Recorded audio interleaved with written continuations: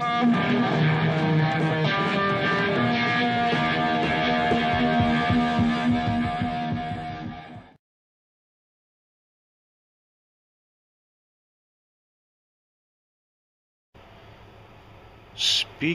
of when I was a wrestler, my wrestling career was only 1 year. Back when they had junior high schools, it was ninth grade, and I was the undefeated heavyweight champ. I mean, I was undefeated in conference.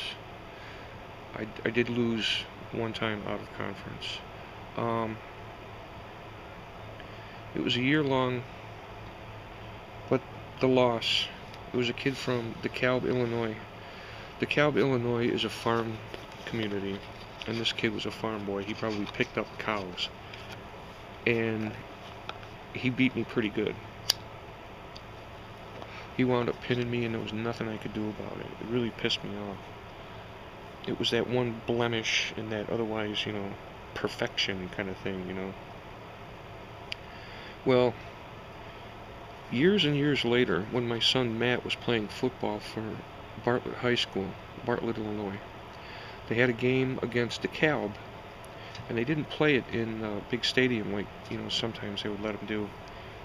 They played like at a high school field. It was a nice field, but all the spectators were on one side. It wasn't like the home team and away team. It was everybody was on this side. And I saw this old timer, and by old timer I mean like maybe 20 years older than me. That's always an old timer, 20 years older than you. So just remember that. That's easy. And he had a DeKalb High School hat on. And I just struck up a quick conversation. I said, the only guy I ever lost in wrestling to was from DeKalb, this big, tall, blonde kid.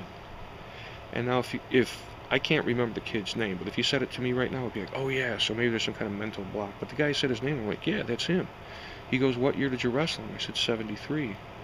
He said, yeah, he was up and coming then.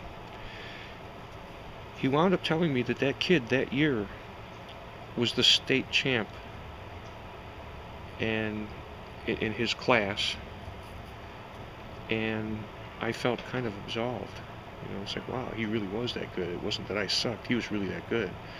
He also told me that he was an Olympic hopeful, and he was going to be in the Olympics, but then he was involved in some motorbike accident or something and messed up his leg, and that was it for him. But so sometimes in life you have a failure and you don't get that opportunity. Most people don't get that opportunity to find out, oh, okay, there was a real reason for that. And they have to just chalk it up to whatever. I was fortunate. I actually got a little closure on that one. He beat me because he was good. What else can you ask for?